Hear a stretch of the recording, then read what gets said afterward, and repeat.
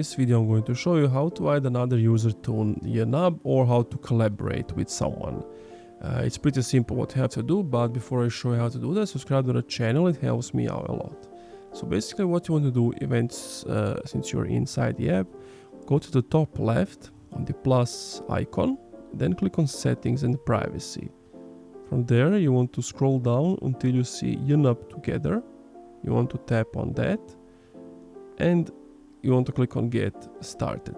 Now I didn't confirm my email yet, but if I were, you just want to follow the on-screen instructions here.